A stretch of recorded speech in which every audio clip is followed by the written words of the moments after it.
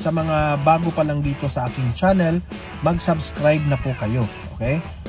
Para lagi kayong updated sa ating mga balita, and at the same time, yung mga cellphone ninyo, ma-notify kayo kung meron tayong bagong uploads, meron tayong breaking news, o if itong channel na ito ay nagla-live, malalaman po ninyo, okay? So mahalaga po na mag-subscribe tayong lahat sa Donmar TV. 1, 2, 3, go! Ayan, nakasubscribe na ba lahat? Itong si Ted Filon, tingnan nyo. Ito sa PNP, bumababa daw po ang index crime, no, ang krimen sa ating kapaligiran, pero napapanood mo sinaksak na Koreano, hinold up, binarel, patay. Yung isang sumakay lang ng, yung isang nagmamasada lang ng Alam mo, Ted Filon, hindi niya nakikita yan eh. Ayaw rin niyang aminin ni Atty. Claire eh. Chickens, pinagsasaksak. Yun, ospital. Bulag yan, Ted Filon, bulag yan. Hindi niya nakita lahat yung mga balita na yan.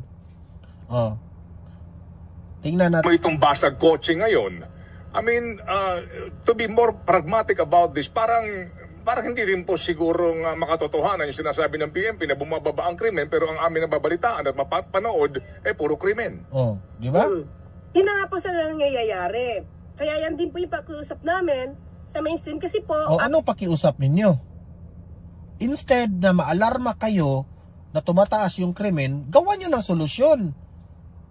Diba? Gawan nyo ng solusyon. Hindi yung hindi nyo aaminin. Ipamuka nyo sa taong bayan na hindi tumataas ang krimen. Walang krimen. Kawawa naman ang taong bayan yan. Ang na-news talaga, yung mga isolated cases na tulad niyan. Kasi ako po, ngayon, paglabas ko sa bahay, wala naman ako nakikitang saksakan. Ha? Wala kang nakikitang saksakan? How about us? Sa inyong lugar, wala. What about yung ibang lugar? Makasarili ka naman. Grabe ka naman, Atty. Claire. Dahil wala kang nakikitang krimen doon sa lugar nyo, ibig bang sabihin sa buong bansa walang krimen? Binalita nga eh. Ay nako, Atty. Claire, nasaan na ba talaga yung utak mo nilagay? Pagpunta ko dito sa palengke, wala naman ako nakikitang snatching. Saan ka nakatira? Wag mo, ibahin mo naman yung saan ka nakatira at sa ibang lugar. Bakit nakabantay ka ba araw-araw? Grabe naman yung reasoning mo, Atty. Claire. Kasi wala kang nakikitang snatching at wala kang nakikitang krimen, hindi ibig sabihin na ang buong bansa wala ring krimen at walang snatching. Hindi ka nakabantay the entire Philippines. Yan si Ted Filon, alam niya na maraming krimen po ang nag-i-exist. Kasi taga-media sila eh. Alam nila yung mga reports na dumarating sa kanila eh. Di ba? At ikaw, kinakampihan mo ang administrasyon. Kasi kayo ang nasisira. Kapag dumarami po ang krimen sa bansang Pilipinas, kayo ang nasisira. Kasi itong administrasyon na ito, malaki po ang kanilang pagkukulang sa pagsugpo dyan. Instead na ma-challenge sana itong administrasyon na ito. Kapag makarinig kayo na tumataas yung krimen, sana may gagawin kayo, magtrabaho kayo. Hindi yung hindi nyo aaminin. Ha? Kasi nahiya na ang administrasyon. Diba? Grabe naman kayo. Hindi na kayo naawa sa taong bayan. Trabaho nyo yan. If ang taong bayan nagrereklamo na they feel na hindi na sila secure sa bansang ito, then that's the time that the government will do something. Ay nako. Grabe. So, I mean, kung paano ito ipakita sa news, yun yung pumapasok din sa atin. Kasi nakikita natin eh. Kaya sabi natin, sana nga rin... Nakikita nga natin. Nakikita namin. Araw-araw. Binabalita sa Facebook.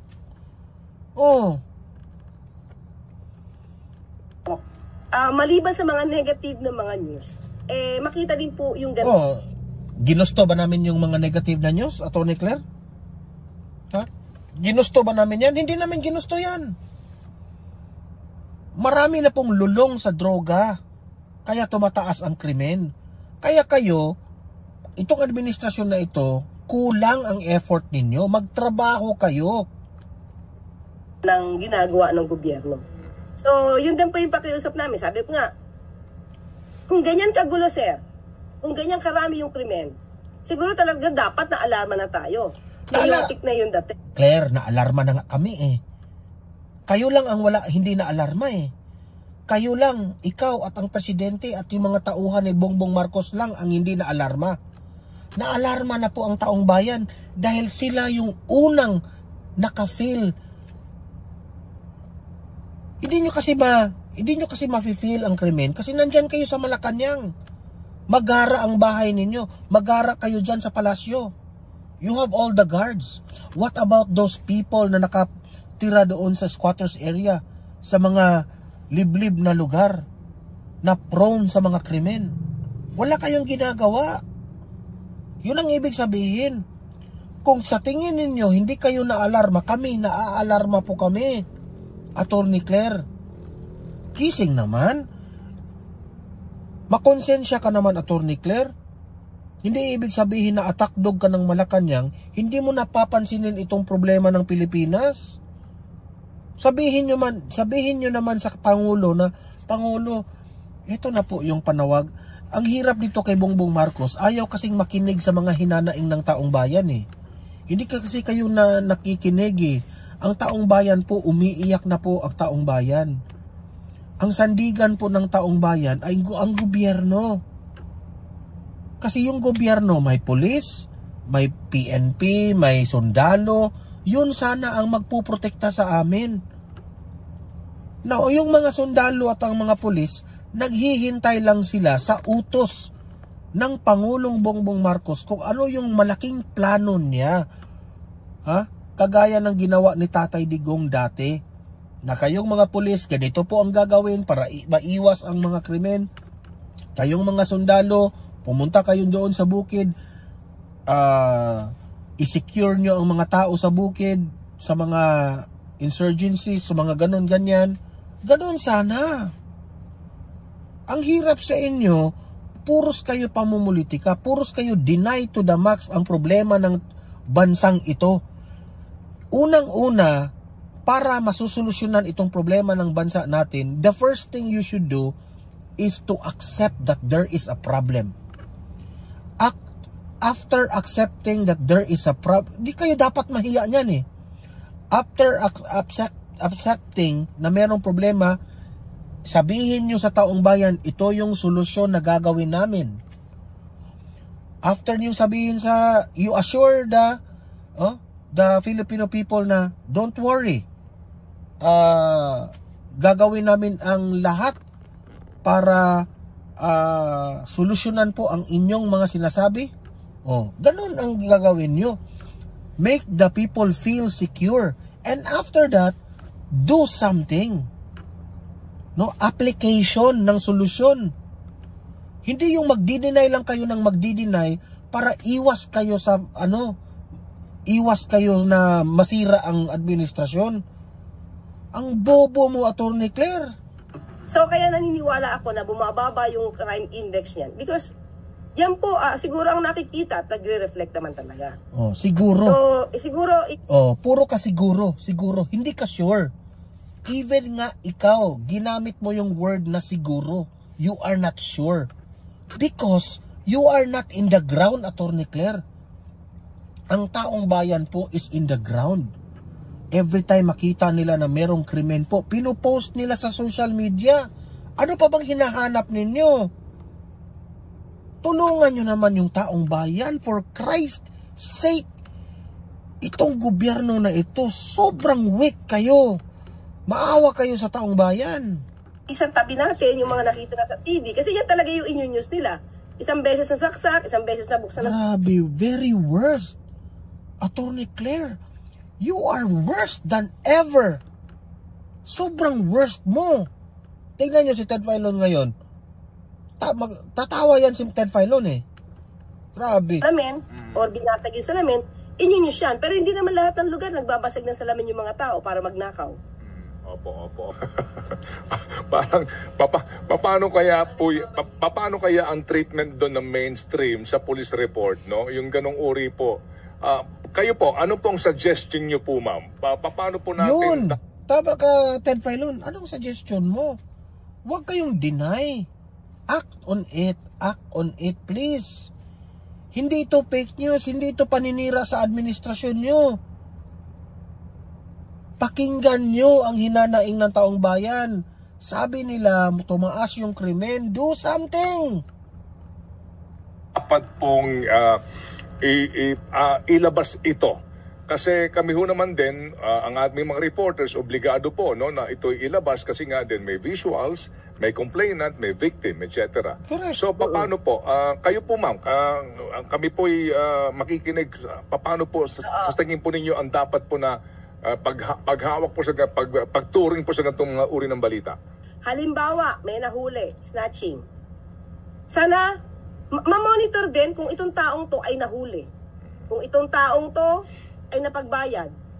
Hindi yung puro krimen lang, tapos yung mga nagawa na paghuli, nakulong, parang hindi naman siya nababalita lagi. So di ba Hungaw ka, Claire. Yung explanation mo, sus, grabe naman. Kawawa talaga ang bayan natin. Good luck talaga, Pilipinas. pantay siya? Kung ano yung ginawa ng polis, mabilis sa paghuli, dapat ma-praise din naman natin. Uy, ang bilis. At ulit ito, sir. Ito ha, katulad nung yung paghuli ng tatlong suspect regarding this Mr. K case.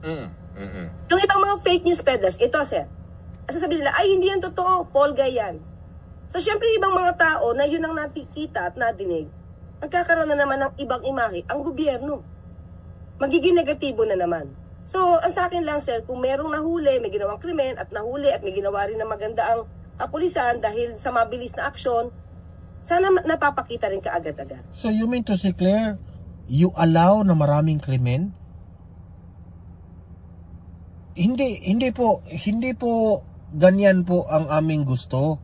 Na kung merong krimen, nasusolusyonan namin na nadakip yung gumawa ng krimen. Hindi yun ang gusto namin. Ang gusto po namin, paano po natin na maiwasan ang krimen, na ma-erase at ma-eradicate itong krimen. Suggestion ko sa iyo, Claire, ang number 1 dyan, drugs. Eradicate the drug problem in the Philippines. Utak-utak rin, Claire.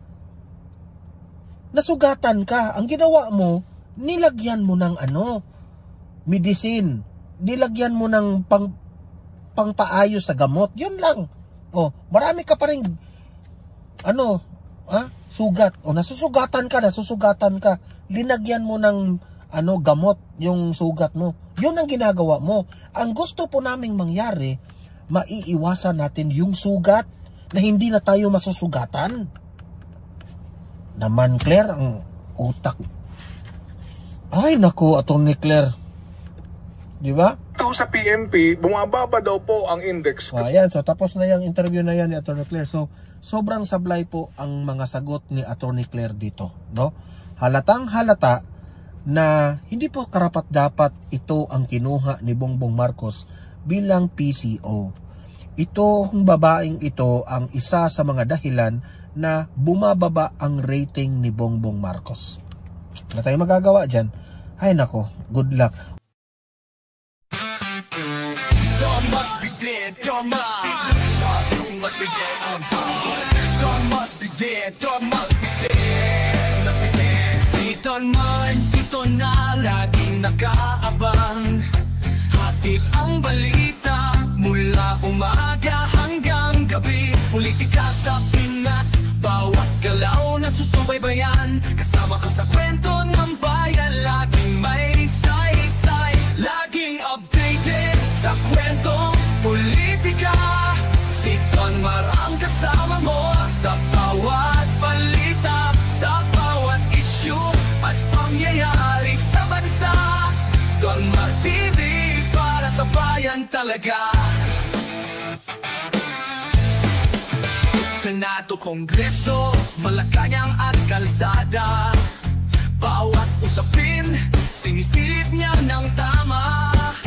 Ang totoo at walang bias ang kanyang dala. Para sa Pilipino, bawat kwento'y may halaga.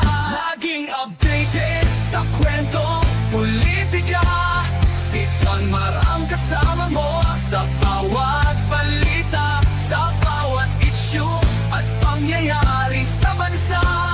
Don Mar TV, para sa bayan talaga.